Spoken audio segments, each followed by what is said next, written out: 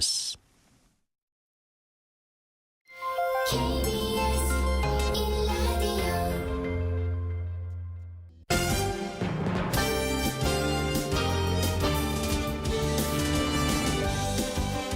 KBS 1라디오 신성원의 오늘 세계는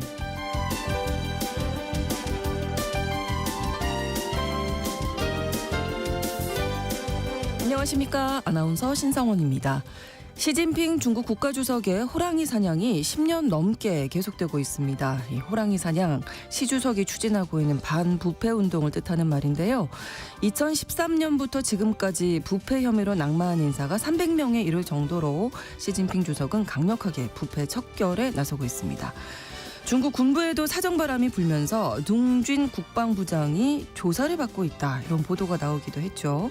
중국 군부에서 어떤 일이 벌어지고 있는지 시진핑의 숙청 정치를 중심으로 잠시 후 글로벌 이슈에서 살펴보겠습니다.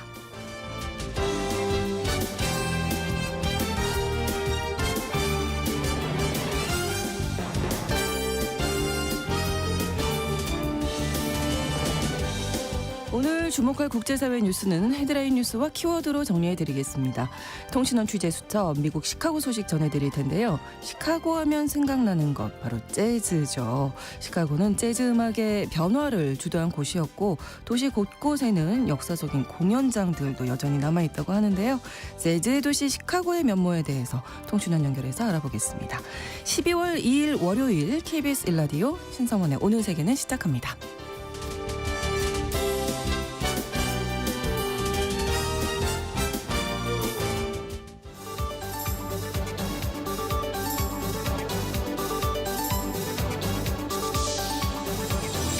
오늘 세계는 헤드라인 뉴스.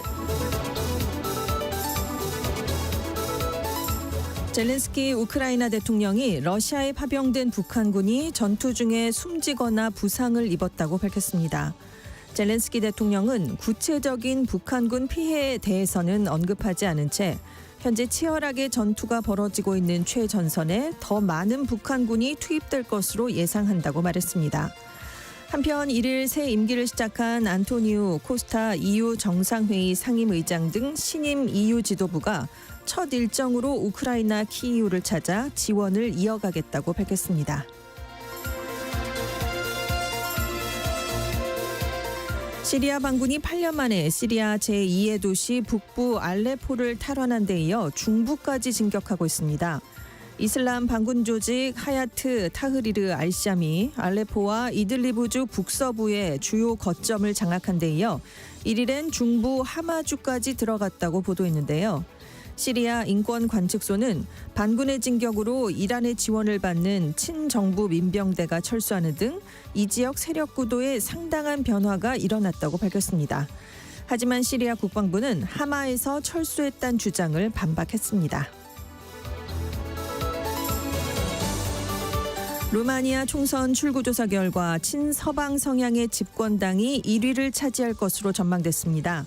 하지만 지난달 24일 치러진 대선 1차 투표 때의 이변처럼 총선에서도 극우 정치 세력에 대한 지지 여론이 커졌다는 점이 확인되는데요. 집권당인 좌파 사회민주당이 앞으로 연립정부를 구성해 기존의 정책 노선을 이어가겠지만 앞으로 극우 정당의 약진 속에 상당한 견제를 받을 것으로 전망되고 있습니다. 타이완 라이칭더 총통이 지난 5월 취임 후 처음으로 해외 순방에 나서면서 미국을 경유해 중국이 반발하고 있습니다. 라이칭더 총통은 태평양 도서국가를 방문하면서 미국 영인 하와이와 괌을 거쳐가는데요. 미국과의 관계를 다지려는 의도로 해석됩니다. 하지만 하나의 중국을 고수하는 중국이 타이완 총통 경유를 허용한 미국에 공개적으로 항의하면서 중국이 반발의 표시로 타이완 포위 훈련에 나설 수 있다는 예측이 나오고 있습니다. 독일 자동차 업체 폭스바겐의 노동자들이 임금 삭감과 구조조정에 반대하면서 2일 독일 전역에서 경고 파업에 들어갔습니다. 경고 파업은 독일 사업장에서 노사 교섭 도중 사측을 압박하기 위해 노조가 보통 수시간 동안 벌이는 단기간의 쟁의 행위로 본격적인 파업을 예고하는 의미가 있습니다. 폭스바겐은 수익 악화로 10% 임금 삭감과 독일 내 일부 공장 폐쇄, 수천 명 해고를 추진하고 있지만 노조는 이에 반발하고 있는데요. 양측은 9일에 다시 만나서 협상을 이어갈 예정입니다.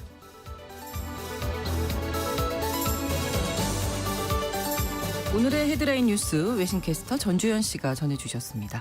이번에는 키워드로 정리한 국제사회 소식 함께 살펴보겠습니다. 첫 번째 키워드는 중동에서 부푸는 풍선. 네, 어떤 문제를 하나 해결했는데 다른 문제가 터져 나오는 현상을 풍선 효과라고 부르는데요. 네. 그러니까 풍선 누르면 다른 부분이 부풀어 오르기 때문입니다. 근데 중동 상황이 지금 이렇다는 건데요. 이스라엘과 헤즈볼라 간의 갈등이 마무리되자마자 이번에는 시리아 내전이 다시 격화되고 있습니다. 2011년에 시작이 됐거든요. 네. 근데 지금 8년 만에 반군이 주요 거점을 탈환하면서 대규모 확전 양상을 보이고 있는데 그동안 시리아 내전은 강력한 정부군 체제가 이어지면서 소강 상태를 보여왔습니다. 그런데 최근에 시리아에 대한 러시아와 이란의 영향력이 우크라이나와 가자지구 전쟁을 영향을 받아서 좀 약해졌거든요. 네. 그러니까 반군 세력이 총공세에 다시 나서게 됐습니다. 네. 그래서 지난달 30일 시리아 반군 중에 하나인 하야트 타흐리르 알시암이 기습 공격을 해서 알레포와 이들리브주 북서부의 주요 거점을 장악했습니다. 이 알레포가 내전이 발발하기 전까지 300만 명이 거주하는 주요 상업 도시였거든요. 네. 근데 내전 이후 2016년까지 반군이 점령을 했다가 시리아 정부군이 러시아와 이란의 지원을 받아서 총공격을 펼쳤습니다. 그래서 점거를 했고 지난 8년간 이것을 유지해 왔는데요. 시리아 정부군도 반군이 알레포에 들어왔다라는 걸 인정했습니다. 그러자 반군이 여기서 멈추지 않고 중부 하마주까지도 진입을 한 건데요. 네. 지금 정부군이 굉장히 빠르게 후퇴를 하고 있는 것으로 알려지고 있습니다. 거의 아무런 저항을 받지 않고 무혈 입성을 하고 있는 상황인데요. 이런 가운데 인명 피해가 커지는 게 문제입니다. 지난달 27일부터 이제 양측 간에 그래도 무력 충돌이 있으니까요. 그 알레포 지역에서만 민간인 20명을 포함해서 327명 이상이 사망한 것으로 지금 알려지고 있는데 네. 지난 몇 년간 지속됐던 양측 간의 전투 중에서 가장 많이 사망자가 발생한 숫자가 됐습니다. 그래서 지금 이번 탈환을 주도한 반군이 과거 국제 테러 단체인 알카에다와 연계됐다가 관계를 정리한 무장 조직이란 점에서 미국은 살짝 거리를 두고 있는데요. 우리는 이번 공격과 아무런 관계가 없다 이런 성명을 백악관이 내놨고요. 네. 왜냐하면 미국은 시리아 내 반군 중에 쿠르드족 민병대인 시리아 민주군이라는 다른 반군을 지원하고 있는 상황이기 때문입니다. 이 시리아 내전이 2011년에 이제 아랍의 봄이 그 중동을 쑥 쫙 휩쓸 때 예, 거기 시리아에서도 이제 시작이 됐는데 반정부 시위를 알 아사드 정권이 굉장히 잔혹하게 진압을 하면서 시작이 됐습니다. 그래서 지금 많이 뺏겼다가 아사드 정권이 영토의 상당 부분을 되찾아서 유지를 해온 상황이었는데요. 네. 뉴욕타임스는 알 아사드 정권이 중대한 위기에 몰렸지만 예전에는 위기가 극복을 할 수 있는 상황이었는데 지금은 다르다라는 분석을 내놨는데요. 말씀드린 것처럼 러시아와 이란이 각각 전쟁을 펼쳐서 지금 네 코가 석자인 상황이기 때문입니다. 그렇죠. 네, 그래서 네. AFP 통신은 이번 일에 대해서 알 아사드 시리아 대통령에게 최근 몇 년 새 가장 중대한 도전이 발생을 했다. 이번 공습이 2020년 이후 교착 상태에 빠진 시리아 내전의 전선을 뒤흔들고 있다라는 분석을 내놨습니다. 그러니까요. 가자 전쟁이 조금 이제 휴전 상태로 네. 가나 했더니 또 그러니까요. 다른 쪽에서 더 심각해지고 있네요. 다음 키워드 영토 줄게 나토다오. 네. 라임을 또 이렇게 맞추셨군요. 젤렌스키 우크라이나 대통령 얘긴데요. 네네. 나토 가입이 승인이 된다면 네. 러시아에 점령돼 있는 영토를 즉각 되찾지 못해도 휴전 협상이 가능하다라는 뜻을 오. 나타냈습니다. 네네. 지난달 29일에 영국 스카이뉴스랑 인터뷰를 하면서 이런 얘기를 한 건데요. 전쟁의 과열 국면을 멈추고 싶다면 우리가 통제하고 있는 우크라이나 영토를 나토의 보호 아래 둬야 된다. 그러면 우크라이나 점령지는 우크라이나가 외교적인 방법으로 되찾을 수 있을 것이다. 이런 얘기를 한 겁니다. 네. 그러니까 러시아가 지금 우크라이나 영토 일부를 점령하고 있는데 이걸 받아들일 수도 있다. 나토에 가입하게 해주면 이런 뜻을 나타낸 건데 이렇게 얘기한 건 처음이에요. 영토에 한 뼘도 내줄 수 없다라는 그러니까요. 게 네. 그동안의 입장이었거든요. 그래서 약간 우크라이나 동부 영토가 지금 러시아에 빼앗겨져 있는데 이거는 조금 포기할 수도 있다. 이런 얘기를 살짝 내비친 겁니다. 있습니다. 지금 우크라이나가 발등에 불이 떨어졌는데 트럼프 미국 대통령 당선인의 취임을 앞두고 나토에 빨리 가입해야 되는 상황이 됐습니다. 네, 그래서 지금 우크라이나 외교장관도 나토 회원국들에게 이제 이번 3, 4일에 나토 외교장관 회의가 열리는데 네. 나토 가입 절차의 첫 번째 단계인 가입 초청을 지지해달라라는 공개 사안을 보냈습니다.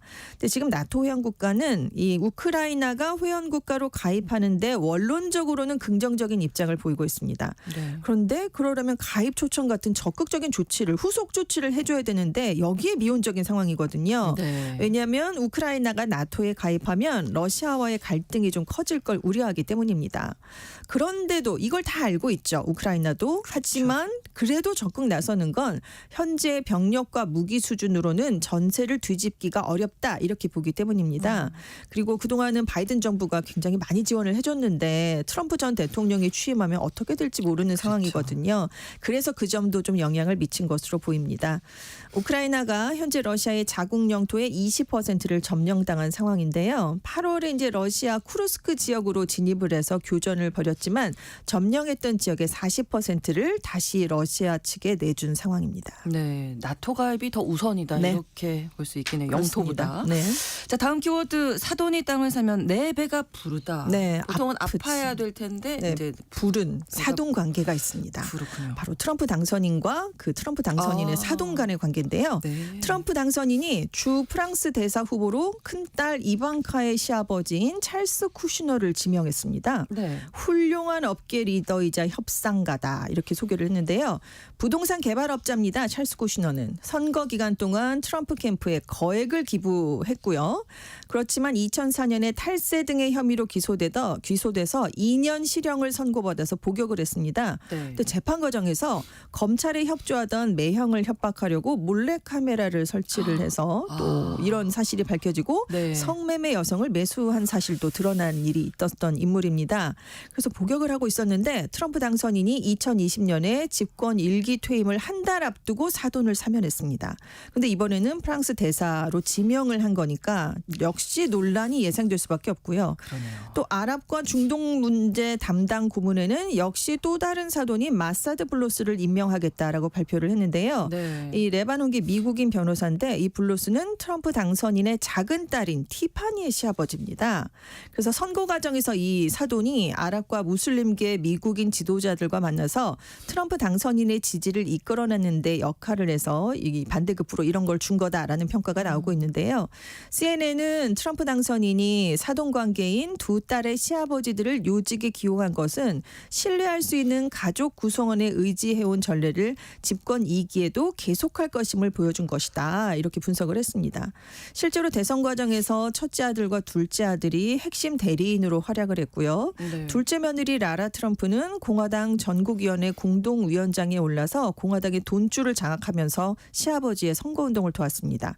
그리고 지금 루비오 상원 의원이 국무장관으로 지명이 됐는데 이게 네. 국무장관이 되면 플로리다주의 상원 의원직이 비게 되거든요. 그렇죠. 이 자리를 지금 이 둘째 며느리가 노리고 있는 것으로 알려졌기 때문에 지금 트럼프 당선인의 족벌주의에 대한 논란이 또 한 번 커지고 있습니다. 가족들이 네. 다 요직에 그렇습니다. 오르는 또 사돈까지 네.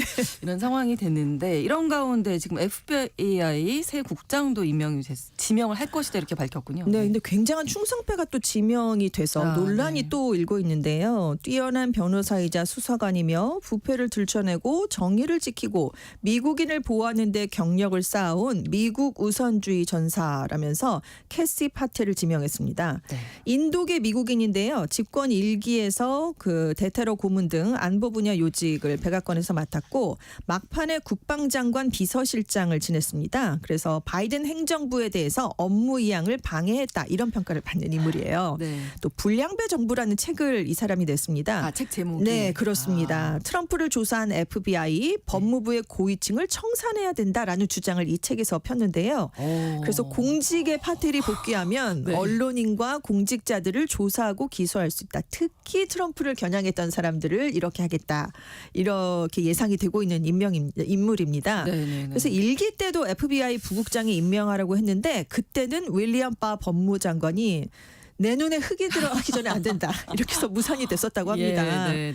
그런데 이제 FBI 국장은 상원에서 인준을 받아야 임명이 가능하거든요. 근데 지금 이렇게 논란이 되는 인물이 지명을 된 데다가 FBI의 독립성을 훼손할 수 있다. 왜냐하면 그렇죠. 임기가 10년인데 네. 지금 임기가 더 남은 FBI 국장을 내보내겠다라는 뜻이거든요. 그래서 여기에 대한 우려 때문에 상원 인사청문회에서도 논란이 일 것으로 보이고요. 네. 심지어 이 파텔이 FBI 국장이 되면 트럼프의 정치 보복에 앞장서지 않겠느냐라는 그런 예상도 나오기 때문에 지금 미국 의회의 독립성도 중대한 시험대에 올랐다라는 얘기가 나오고 있습니다. 네, 아무튼 뭐 인선 관련해서 네. 여러 가지 얘기가 계속해서 나오고 있습니다. 그렇습니다.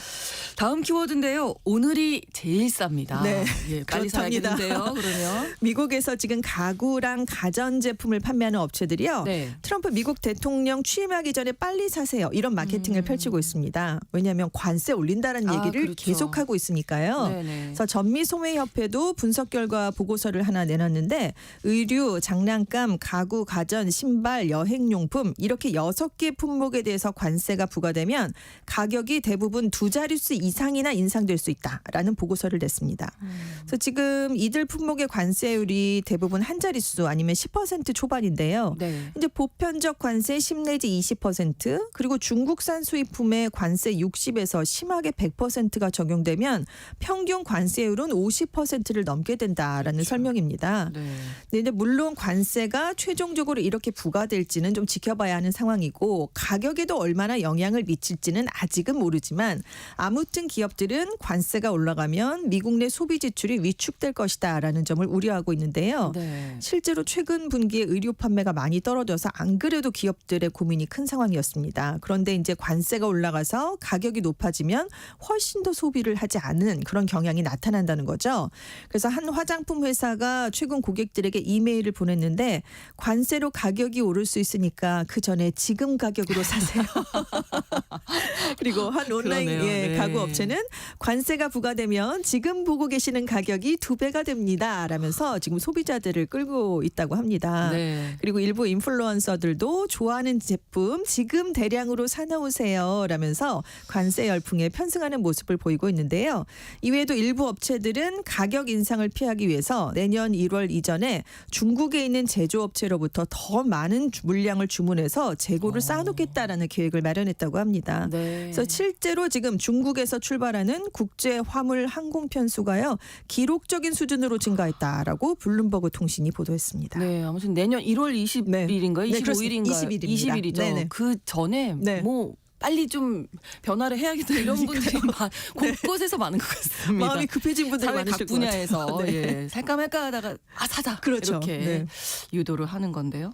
다음 키워드입니다. 야근이 두려운 당신 보험에 가입하라. 중국의 대형 보험사인 핑안보험이요. 996 근무자 전용 보험이란 걸 내놨습니다. 네. 그런데 이게 과로 근무 문화를 조장하는 것이 아니냐 이런 비판이 일었는데요. 네. 996 근무는 오전 9시부터 오후 9시까지 주 6일 출근하는 근무입니다. 12시간. 굉장하죠. 그것도 주 6일을 해야 됩니다. 그래서 이 보험 상품이 과로사와 관련한 보상을 제공한다는 건데 네. 연간 보험료가 최소 18위안 우리 돈으로 3,200원이고요. 네. 보험 가입자가 과로나 사고로 사망하면 최대 60만 위안 약 1억 700만 원까지 보상을 받을 수가 있습니다. 광고 문구가 야근이 두렵지 않다. 늦은 밤까지 일하는 당신의 꿈을 위해 보험에 가입하라. 이렇게 돼 있는데요. 오후 10시가 넘은 늦은 밤까지 컴퓨터 앞에서 일하는 직장인의 모습을 만화로 그려놨습니다. 그래서 돌연사, 사고에 대한 보장은 일반적인데 네. 이렇게 불합리한 초과 근무 시스템을 전면에 예. 내세워서 소비자들의 심기를 불편하게 했다라는 지적을 많이 받았습니다. 그렇게 했어요. 그랬더니 네. 이 보험사가 다른 보험사랑 협력해서 출시를 한 겁니다. 우리 플랫폼에선 판매하지 않습니다라고 해명을 하면서 개인적으로 가입하는 게 아니라 기업을 대상으로 한 단체 보험 상품으로 만들었습니다라고 지금 해명을 했습니다. 네.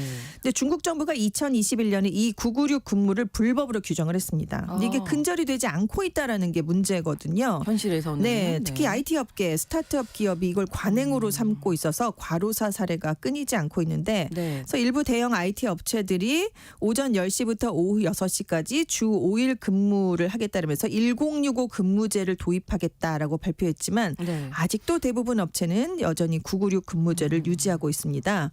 그래서 네티즌들 사이에 비판이 쏟아졌어요. 이런 보험은 직장 내 경쟁만 부추길 뿐이다. 네. 근로자는 돈벌이 수단이 아니다. 근무 환경 개선과 임금 인상에 집중을 해야 한다라는 비판을 내놨습니다. 네, 야근이 두렵지 않다라는 문구가 무서웠어요. 그러니까요. 네, 야근 안 하고 싶잖아요. 그럼요. 과로로 네. 어떻게 잘못되고 싶지 않은 게 모든 사람들의 이야기인데 이거 이렇게 내세웠다는 게 충격적입니다. 그렇습니다. 자, 다음 키워드인데요. 우리가 몰랐던 꿀떡의 세계. 우리가 아는 그 꿀떡 그 맞는 꿀떡입니다. 거죠? 네. 우리 전통 떡이죠. 아, 네네. 꿀떡을 활용한 이색 레시피가 오. 우리나라가 아니고 해외 SNS를 중심으로 지금 유행을 하고 있는데요. 어. 꿀떡 시리얼을 검색을 하면 다양한 문화권의 이용자들이 제작한 쇼폼 콘텐츠가 나옵니다. 네. 근데 꿀떡 시리얼이 뭐냐면 꿀떡에 우유를 부어서 먹는 디저트예요. 시리얼처럼. 네, 시리얼처럼 그걸 이제 응용을 한 건데 네. 이 해외 먹방 인플루언서들이 꿀떡만 먹었을 때보다 우유랑 같이 먹을 때 더 부드러워서 좋았다.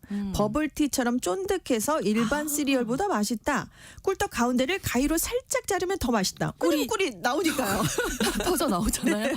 네. 아. 근데 이 레시피가 우리나라에 역수입이 또 된 거예요. 그래서 지금 이 꿀떡 시리얼을 먹어본 국내 이제 많은 분들이 꿀떡을 잘랐을 때 흘러나오는 깨 고명이 우유에 섞여서 달달한 맛을 낸다. 아니 왜 이런 방법을 우리가 먼저 생각하지 못했을까? 외국인이 꿀떡에 대한 이해도가 더 높은 것 같다라면서 놀라워하는 반응을 보였다고 합니다. 네. 그 전문가들은 우리는 전통적인 방식 워낙 익숙하니까 그렇게 먹잖아요. 근데 외국인들은 모르니까 새로운 시각으로 접근을 해볼 수 있다라는 거죠. 그래서 실험적인 형태로 나타날 수 있다라고 설명을 했는데 지금 K 컨텐츠를 통해서 한식도 많이 주목을 받고 있어요. 맞습니다. 네. 그래서 꿀떡 말고도 약과 식혜, 붕어빵 다양한 한국 전통 디저트가 해외에서 인기를 끌고 있는데 네. 실제로 수출량을 보니까요. 올해 10월까지 떡이나 쌀과자 같은 쌀 가공식품 우리 수출액이요. 2억 5천만 달러 약 3,500억 원을 기록했는데 네. 이게 전년 동기 대비해서 40% 이상이나 증가한 수치라고 합니다. 그 새로운 시각이 네. 항상 좀 필요하다. 네네. 꿀떡은 그냥 꿀떡하고 그렇죠. 먹기만 했지 네. 이렇게 시리얼처럼 먹는 건 정말 상상을 상상도 못했습니다. 못했던 이야기네요. 네, 헤드라인 뉴스와 키워드 외신캐스터 전지현 씨와 함께했습니다. 고맙습니다. 네, 감사합니다. KBS 라디오 신성원의 오늘 세계는 1부 마무리하겠습니다. 11시 30분부터 일부 지역에서는 해당 지역 방송 보내드리고요. 본격적인 겨울로 들어선 12월의 첫 월요일인데요. 겨울 느낌이 물씬 풍기는 Four Seasons의 December 1963 듣고 오겠습니다.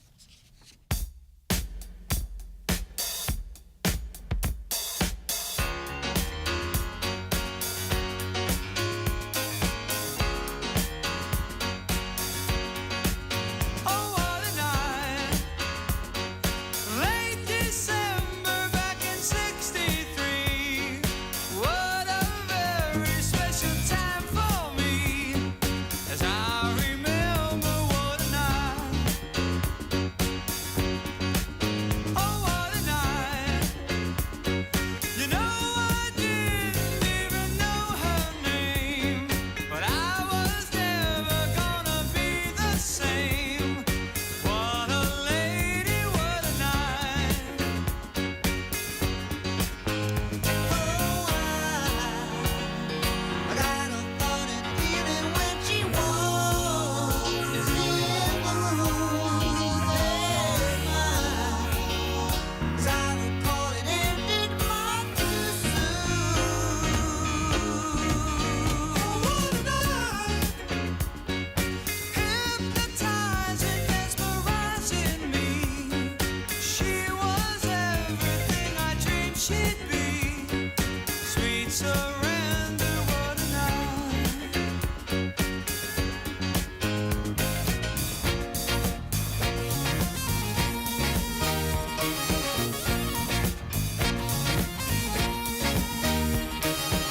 I felt a rush like a rolling ball of thunder, spinning my head around and taking my body under. What a night.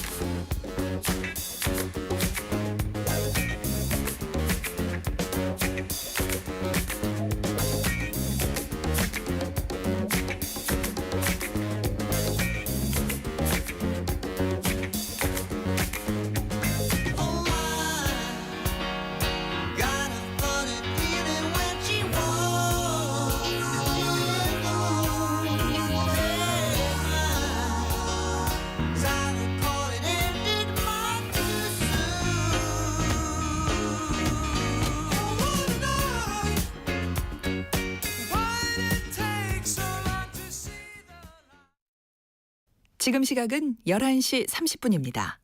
KBS Ladies and gentlemen. 국제사회의 다양한 뉴스를 한눈에 KBS 1라디오 신성원의 오늘 세계는 세계를 바로 보는 최소한의 투자입니다.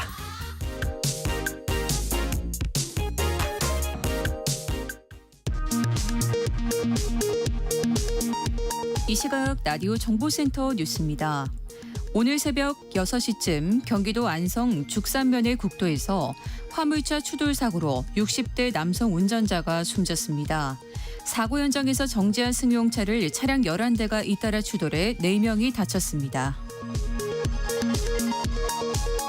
지난 19일 현대자동차 울산 공장에서 차량 성능 실험을 하던 연구원 3명이 숨진 사고와 관련해 경찰이 공장 압수수색에 나섰습니다. 오늘 국회 본회의에서는 최재해 감사원장과 이창수 서울중앙지검장 등 검사 3명에 대한 탄핵소추안이 보고될 계획입니다. 감사원은 긴급 브리핑을 열고 탄핵 시도 중단을 촉구했습니다. 더불어민주당이 국회 예결위에서 단독 처리한 감행 예산안을 오늘 국회 본회의에서 처리하겠다고 예고한 가운데 국민의힘 한동훈 대표는 국민을 불무로 인질극을 하겠다는 것이라고 비판했습니다. 더불어민주당 이재명 대표는 오늘 대구에서 열린 당 현장 최고위원회의에서 1% 저성장 늪에 갇힌 정부의 초라한 경제 성적표가 공개됐다며 경제정책 기조의 전면 전환이 필요하다고 밝혔습니다. 쿠팡 등 온라인 플랫폼이 유료 멤버십 서비스 중도 해지를 막았다는 의혹과 관련해 공정거래위원회가 제재 절차에 착수했습니다. 지금까지 라디오 정보센터 뉴스 정한나였습니다.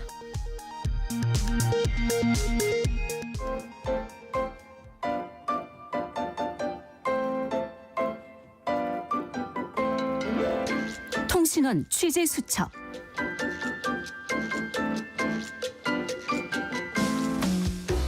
통신원 취재 수첩, 오늘은 미국 시카고 유정임 통신원 연결해 보겠습니다. 안녕하세요. 네, 안녕하세요. 시카고입니다. 네, 오늘은 재즈의 도시 시카고 소개해 주신다고요. 시카고를 찾는 여행객들이 꼭 한 번은 방문하고 싶다, 이런 재즈 클럽들이 있죠. 네, 그렇습니다. 시카고는 전설적인 재즈 씬의 본고장입니다. 네. 시카고의 겨울 때문에 윈디시티라는 애칭으로도 불리는 시카고는 재즈의 도시라고도 불리는데요. 만약 시카고를 여행 중이라면 날씨와 상관없이 꼭 가봐야 하는 곳이 바로 재즈클럽입니다. 시카고는 재즈의 도시답게 놀랍고 새로운 사운드로 주목받는 현대적인 클럽은 물론 재즈 전용 무료 도심 축제가 열리고요. 전국 각지의 뮤지션들이 모이는 상징적인 공연장들도 많습니다. 심지어 시카고만의 독특한 재즈 장르까지 만나볼 수 있는 도시인데요. 그래서 어느 계절에 오시는지에 따라 다양한 곳에서 재즈를 만날 수 있습니다. 네. 제가 재즈클럽 베스트 몇 곳을 좀 소개해 드려볼까요? 네, 받아 적을 준비되어 있습니다. 첫 번째 어딘가요? 네, 첫 번째로는 시카고의 마피아 조직으로 유명했던 알카포네가 자주 찾아 즐겼던 재즈 클럽으로도 유명한 곳입니다. 네. 그린밀 칵테일 라운지라는 곳인데요. 네. 이곳은 100년이 넘는 시간 동안 재즈의 역사를 이어가고 있다는 점이 놀라울 정도인 곳으로 정말 많은 관광객들이 꼭 한 번은 다녀가는 곳입니다. 네. 오늘날에는 30, 40년대 클래식부터 아방가르드까지 다양한 장르의 음악들을요, 매일 밤 라이브 음악과 함께 즐길 수 있습니다. 워낙 유명하다 보니까 저도 직접 가봤는데요. 네. 한번 가보고는 단골이 될 정도로 뮤지션들 바로 코앞에서 듣는 그 재즈 음악은요, 정말 말할 수 없을 만큼 황홀하다거나 해야 할까요? 특히 공연 중에는 사람들이 무대 앞에서 나와서 함께 춤을 추기도 하면서 즐기는 모습들을 보기만 해도 정말 즐거운 곳입니다. 직접 가보셨다니까 정말 부럽고요. 100년을 넘는 역사를 네. 가진 재즈 클럽 소개를 해주셨고, 내부는 어떤 모습일까요? 네, 사실 현재적인 인테리어와 디자인을 생각하시면 안 될 것 같고요. 네네. 정말 100년의 시간답게 아주 오랜 흔적들이 곳곳에 많이 남아 있어서 네. 낡은 모습들도 꽤 많아요. 네. 그래서 더 옛 정취가 느껴지는 그런 또 곳이기도 합니다. 그래서 더 매력적일 것 같고요. 두 번째 추천해 주실 곳 어딘가요? 네, 두 번째 추천해드리는 재즈클럽은 바로 앤디 재즈클럽입니다. 네. 이곳 역시 오랜 역사를 자랑하고 있는데요. 지난 1951년 문을 열고 현재까지 잘 이어져 오고 있습니다. 네. 요일이 상관없이 라이브 음악과 또 수제 칵테일이 유명합니다. 이외에도 케이준 스타일의 음식을 즐기는 음악 애호가들을 만날 수 있고요. 또 시카고 다운타운과도 굉장히 가까워서요. 교통이 편리합니다. 네. 시카고강 리버워크 근처에 위치하고 있는데요.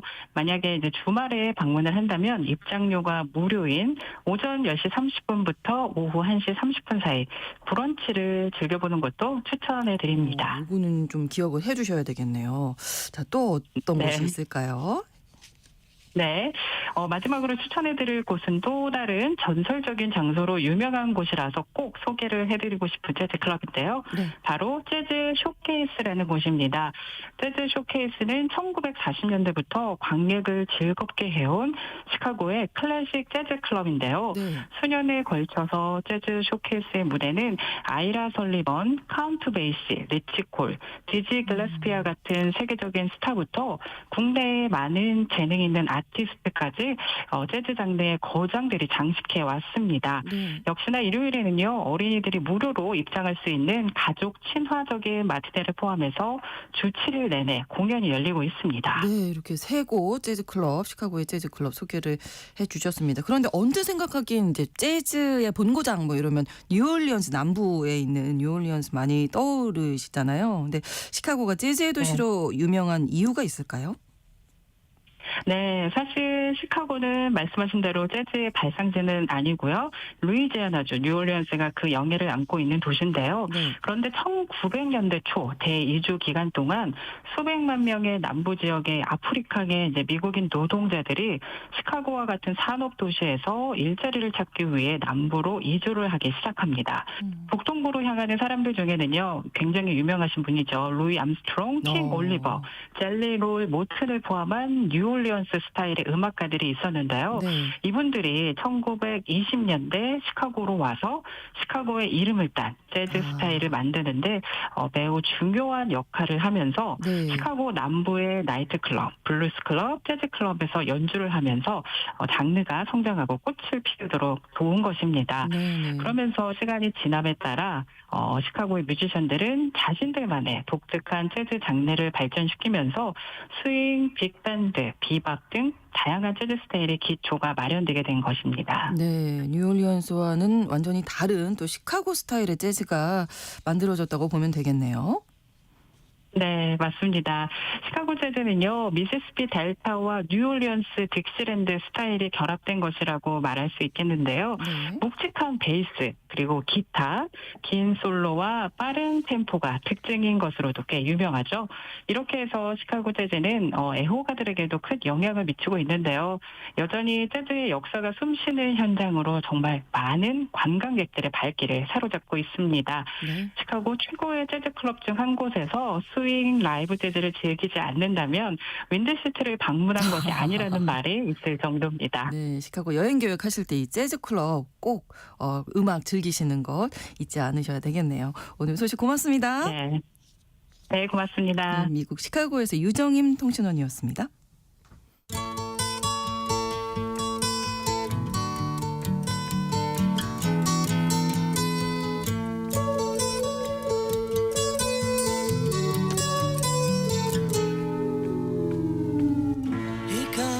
중국에서는 시진핑 국가주석이 주도하는 북폐와의 전쟁이 계속되고 있습니다. 최근에는 우리나라 국방부 장관에 해당하는 동준 중국 국방부장이 조사를 받고 있다. 이런 보도가 나와서 관심이 집중되기도 했는데요.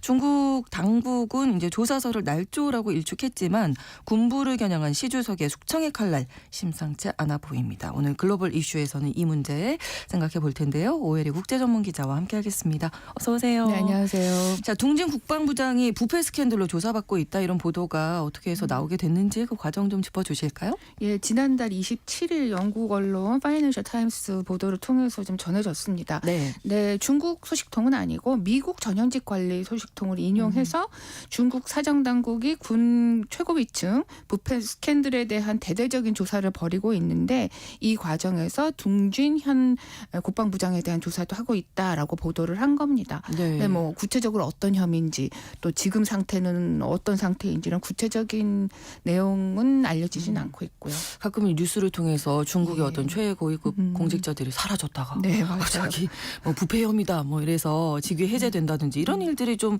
많이 있었던 것 같습니다. 둥준 부장도 그런 건지 혹시 생각해 보게 되는데요. 지금 공식 석상에서 뭐 완전히 사라진 것 그런 같지는 거는? 않아요. 아, 뭐 한 네. 열흘 전 정도쯤이죠. 지난달 21일에 그 네. 라오스에서 열린 아세안 확대 국방장관 회의도 참석도 하기도 했습니다. 네, 그 네. 이후 현재 상황에 대해서는 확인되고 있지는 않은데 뭐 공식 석상에 완전히 사라졌다 이런 관측은 안 나오고 있는 것 같아요. 네. 네, 말씀하신 대로 친강 전 외교부장. 예, 그러니까요. 갑자기 사라져서 저도 진짜 깜짝 놀랐었는데 네, 네. 워낙 시진핑의 오른팔로 알려져 맞습니다. 있던 사람이고 사실 승승장구를 했습니다. 그런데 그렇죠. 2023년 6월에 갑자기 공식 석상에서 사라졌고 한 달 뒤에는 뭐 구체적인 이유도 없이 뭐 외교부장직에서 해임됐다 되고. 이런 설이 나왔는데 아직까지 둥지는 그 정도는 아닌 것 같아요. 예. 자, 그러면 둥진 국방부장 뭐 임명이 지난해에 된 걸로 알고 있는데 어떤 인물인가요? 네, 1961년생으로 산둥성 옌타이시 출신입니다. 네. 인민해방군 해군에서 정말 요직을 두루 거쳤습니다. 네. 뭐 해군 군사부장, 북해함대 부참모장, 동해함대 부사령원, 또 뭐 해군 부참모장 이렇게 여러 요직을 거쳤고요. 네. 2021년에 해군 참모총장 격인 해군 사령원으로 승진을 했습니다. 네. 그리고 지난해 12월 29일인가 정말 연말이었어요. 그때 제14기 전국인민대표대회 상무위원회 7차 대회가 열렸는데 그때 중국계 14대 국방부장으로 임명이 됐습니다. 네. 해군 출신이 그런데 이렇게 국방부장에 임명이 되는 게 아주 드문 네, 일이라면서요. 맞아요. 아주 드문 일이어서 그때도 어. 이 부분에 대한 관심이 꽤 많이 모였습니다. 네. 사실상 최초의 해군 출신 국방부장이다 이런 얘기도 있었는데 사실 그 전에도 한 사례가 있기는 있어요. 네. 1982년부터 88년까지 국방장관이었던 장 아이핑이 좀 그런 케이스인데 이 사람은 1949년에 해군 사령관을 맡았던 사람이어서 네. 인민해방군 초기에 해군 체제를 이제 갖추게 하는데 아주 중요한 역할을 했던 사람이긴 합니다. 네. 근데 해군에서 복무했던 기간이 좀 짧고 대신 오랫동안 육군에서 이제 근무를 했었거든요. 네, 그래서 네. 실질적으로 완전히 해군에서만 성장해 온 이 둥진과는 좀 다른 케이스라고 할 수 있을 그러네요. 것 같아요. 네, 네. 그런데 둥진이 해군 출신으로서 국방장관이 된데 좀 의미가 남다르다라고 하는 분석이 꽤 많습니다. 왜냐하면 그만큼 이례적인 것은 시진핑이 보기에 해군 전력 강화가 얼마나 중요하다라고 판단했던 게 그를 발탁하게 되는데 한 가지 이유가 되지 않았었나 이렇게 보는 해석들이 많습니다. 특히 네. 이제 대만과의 관계에서 그렇죠. 양안 전쟁 때 또 더군다나 미국이 최근 들어서 태평양 뭐 이런 전략을 굉장히 확대하고 있어서 네. 두루 그런 것들이 고려했던 인사가 아닐까라고 하는 분석이 많이 나왔었죠. 네, 그랬던 둥진 국방부장이 이렇게 예. 대대적인 군 부패 조사와 연관해서 이제 조사를 받고 있다 이런 보도인데 이 조사라는 게 언제부터 어떻게 진행돼 온 건가요? 예, 뭐 실질적인 조사는 꽤 오래전부터 있었던 것으로 알려지고 있는데 네. 본격적으로 확대된 거는 지난해부터입니다. 인민해방군에 대한 이 부패 수사가 본격적으로 확대가 됐는데 네. 좀 1년 남짓한 기간 동안에 뭐 20명이 넘는 사람 최고위급의 이런 뭐 군인, 군 관계자들, 특히 방산업체 관계자들 이런 사람들이 많이 숙청이 됐습니다. 그 과정에서 로켓군 사령원 대장급인데요. 네.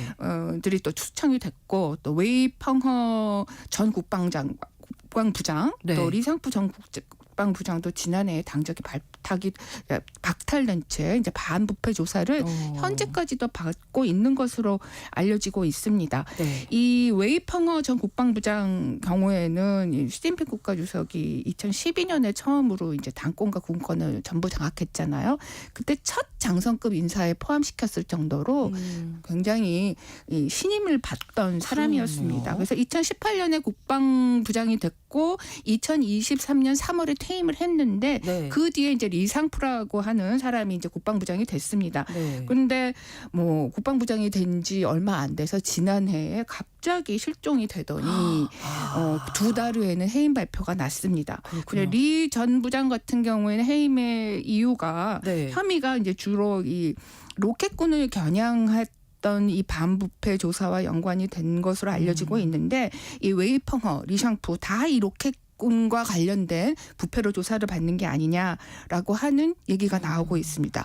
그러니까 지금 현재 그 후임으로 둥진 국방부장이 발탁이 된 건데 네, 네. 지금 임명된 지 1년이 채 1년이 안 안 됐잖아요. 됐어야지. 그러니까 전현직 국방부장이 모두 조사를 받고 있는 게 아니냐라고 하는 말이 나오고 있는 거죠. 네, 여기에다가 최근에 중국군 서열 5위인 мя오화 공산당 중앙군사위원회 위원 네. 겸 정치공작부 주임도 정직 처분을 받았다. 이건 다 연관이 돼 있을 것 맞아요. 같아요. 근데 사실상 이 로켓군 또는 이 군부와 관련된 조사의 핵심 인물을 네. мя오화라고 하는 사람이 아니겠느냐라고 하는 지적이 많습니다. 네. 왜냐하면 мя오화가 중국 인민해방군을 이끄는 6명의 최고 급의 임사가 있거든요. 네네. 그 중에서 서열 5위거든요. 그러면은 국방부장보다 서열이 높습니다. 와. 중앙 군사위원회 이제 네. 공산당 중앙군사위원회가 이 사실상 인민해방군을 이끄는 조직인데 네네. 이 조직이 6명으로 이루어져 있습니다. 위원 체제가. 네.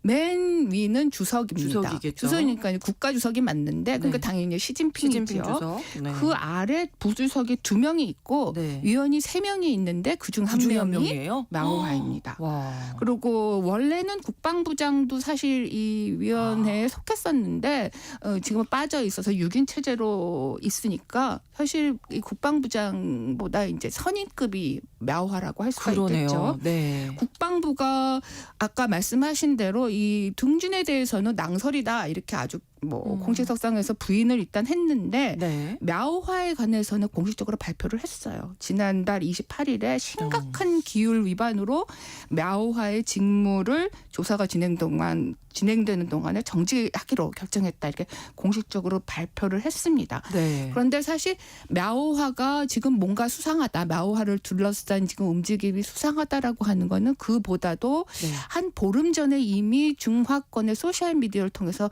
그런 설이 돌았습니다. 네. 그러니까 мя오화가 뭐 두건으로 얼굴을 가린 채 군인들에게 체포돼서 끌려갔다. 그 모습을 본 사람들도 꽤 많이 있다는 소문이 돈다. 이런 얘기가 심상치 않네요. 돌았었거든요. 네. 그런데 사실 또 일부 또 이 인민해방군 정통한 사람들은 이 네. мя오화 조사가 그 둥진이 그 억에 포함이 되어 있는 것 같고 사실 мя오화가 둥진을 발탁해서 국방부장에 앉힌 사람이기 때문에 뭐 이 사람을 통해서 승진한 많은 군 최고급 인사들이 같이 수사 대상이 되는 것이 아니냐라고 하는 분석이 많이 나왔다고 해요. 그러니까 결국에는 보면은 둥진에 대한 수사가 지금 이루어지고 있는 것이 많다면은 네. 아마 그 상급자인 мя오화와 관련된 뭔가의 부패 때문에 조사를 받고 있다라고 봐야 하는 여러 정황들이 있는 것 같습니다. 네. 전체적으로 보면 시진핑 국가주석이 어쨌든 군을 겨냥한 어떤 부패와의 전쟁을 계속 이제 이어져 오고 있고 네네네. 확대하는 그런 느낌이 있어서 어떤 특별한 이유 배경이 있을까요? 예, 그게 이제 뭐 이런 중국 군에 대한 부패 상황에 대한 어떤 일반적인 관심보다도 네. 이 중국 군 자체가 뭔가 좀 잘 안 되고 있다라고 하는 거를 볼 수 있는 하나의 그 어떤 계기로 이 문제를 좀 봐야 될 이유가 있는 것 같아요. 네. 물론 군 전반에 부정부패가 많은 건 사실이고 얼마 전에 그 미국에서 어떤 연구 보고서에 나온 거 보면은 뭐 너무 부패가 심해서 네. 그 제대로 장비가 좀 제대로 작동하지 않는 게 많고 특히 뭐 쓰지 못하고 창고에 쌓여져 있는 무기가 지금 뭐 엄청 많다 이런 지적도 나온 적도 있습니다. 네. 근데 앞에서 제가 말씀드린 대로 이 군 인민해방군 전체에 대한 물론 조사도 하지만 로켓군에 지금 특히 이 집중되어 있는 부분이 좀 심상치 않은 것 같습니다. 네. 이 로켓군은 사실 이 시진핑이 굉장히 주력해서 키우고 있는 군 부대거든요. 워낙에 뿌리는 1966년 창설된 이 네. 인민해방군 내 제2포병부대에 뿌리를 두고 있는데 네. 이거를 2016년 시진핑이 로켓군으로 승격을 하면서 따로 이제 이걸 집중적으로 키우겠다라고 하는 의지를 나타냈고 2027년까지 중국 인민해방군의 현대화의 목표를 이루겠다라고 이렇게 딱 표명을 하면서 그중에 핵심 부서로 핵심 군으로 로켓군을 했습니다. 네. 근데 중국의 그 연간 국방비가 어마어마하잖아요. 그렇죠. 올해 예산만 우리 돈으로 309조 원에 달할 것이다. 이건 공식 발표된 수치입니다. 근데 미국 쪽에서는 이것도 너무 적게 잡은 거고 더 많이 훨씬 더 투입됐을 것이다. 많고 어쩌면 3배가 넘을 수도 있다 이런 얘기가 나오고 있거든요. 그만큼 많은 돈이 지금 군에 쏟아져 부어 들어가고 있고 네. 그중에 핵심은 로켓군에 지금 엄청나게 많은 돈이 들어가고 있기 때문에 예. 이것이 군 관계자들의 어떤 부패의 하나의 단초가 된 게 아닌가라고 보여집니다. 그리고 특히 이 말씀드린 대로 시진핑은 이 로켓군을 키우겠다고 하면서 이제 대만과의 관계 또는 뭐 여러 가지 이게 목표를 달성하기 위해서 이게 로켓군을 키워야 된다라고 하는 거를 여러 차례 의지를 나타낸 적이 있고 네. 지난 9월인가는 뭐 태평양 공해상으로 향해서 대륙간 탄도미사일을 발사하기도 했고 직접 네. 로켓군을 뭐 참관한 적도 여러 번이 있습니다. 그런데 이 로켓군의 지금 부패가 너무 심해서 제대로 목표를 못 따르고 달성하고 있다라고 하는 판단을 하고 있고 네. 시진핑이 그래서 굉장히 대노하면서 이쪽에 대한 사정의 칼날을 좀 집중하고 있는 게 아니냐라고 보여집니다. 네. 근데 이 부패와의 전쟁이 뭐 지금 10년이 넘어가는데 네. 이렇게 장기간에 걸쳐서 왜 이렇게 계속하고 있는 건지 정말 이제 부패 때문인 건지 다른 어떤 속내가 있는 건지. 이 부패가 심각한 거는 네네. 뭐 사실인 것 같습니다. 네. 그런데 2012년에 이제 당권과 군권을 다 장악한 이후에 실질적으로 2013년에 네. 이 부패와의 전쟁을 선언을 했거든요. 그러니까는 뭐 이 부패를 뿌리 뽑는 것이 중국의 어떤 발전의 아주 기본적인 전제다라고 보고 있는 거는 맞는 것 같아요. 네. 그런데 이제 이 내부 기강을 다잡고 권력을 강화하는 수단으로 이 부패와의 전쟁이 이용되고 있다라는 게 이제 문제겠죠. 그렇죠. 특히 이제 3연임을 시작해서 뭐 장기 집권 체제로 들어간 2022년 이후부터 더 심해졌다라고 하는 지적이 많습니다. 네. 2013년부터 이제 본격적으로 이 부패와의 전쟁을 시작했다라고 말씀을 드렸는데 그 이후 지난 한 11년간 동안 부패 혐의로 조사받고 낙마한 차관급 이상의 초고위층 관료가 300명이 넘고 또 2023년 한 해에만 네. 전년도가 32명이 이제 숙청이 됐는데 네. 2023년 한 해에만 45명의 고위 관료가 숙청이 됐다라고 하거든요. 그러니까 그게 많은 전년보다 수죠. 40%나 늘어난 건데 갈수록 늘어나고 있는 추세인 건 맞습니다. 네. 그리고 올해 1월에 그 첫 새해 연설을 했는데 그게 이제 중앙 기율검사위원회 네. 이게 이제 사정기관입니다. 근데 여기 전체에 참석해서 연설을 했는데 뭐 지난 10년 동안 부패 척결을 위해서 많이 노력을 했고 반부패 투쟁에서 압도적인 승리를 한 거는 맞지만 네. 상황은 더 심각하고 더 복잡하다 이렇게 얘기를 하면서 뭐 이 고삐를 전혀 늦출 생각이 없다라고 하는 거를 밝혔기 때문에 네. 아마 내년에도 더 돼 있겠네요. 더욱 네. 뭐 그 고삐를 당기면 당겼지 네, 완화하지는 않을 것 같다라고 생각이 듭니다. 목표나 의도는 알겠는데 내부적으로는 어쨌든 뭐 혼란, 뭐 불만 이런 것들이 많이 나오겠는데요. 네, 그럴 수밖에 없을 것 같아요. 네네. 뭐 중국 내부에서 이 문제를 어떻게 보고 있느냐는 저희는 알 수는 없습니다. 뭐 외부의 시선이 더 많은 것은 사실이지만 네. 어쨌든 2012년에 권력을 잡은 이후에 이제 이 규율 기구가 뭐 여러 가지로 이제 조사를 해서 처벌한 인원이 군 말고 네. 뭐 고위급 인사들 말고 뭐 여러 500만 명이 넘는다 이런 얘기가 있습니다. 아. 네, 공식 통계상으로는 2017년 이후에는 매년 최소 50만 명 정도가 조사가 대상이 됐고 징계를 받았다고 해요. 여기는 뭐 중앙 정부 관련된 또 뭐 지방 정부의 어떤 최고위급 인사들, 군 인사 이런 것뿐만 아니라 네. 굉장히 범위가 넓습니다. 경제계, 뭐 식품 산업계, 의료계, 반도체계 또 뭐 스포츠계에서도 굉장히 많아서 그렇군요. 이런 사람들에 나와가지고 자기가 잘못됐다는 거는 자가 반성 뭐 이런 거 자기의 죄를 고백하는 네. 동영상도 찾아보면은 굉장히 많습니다. 아. 그럴 정도로 여러 분야에서 지금 다방면이 이루어지고 있어요. 근데 네.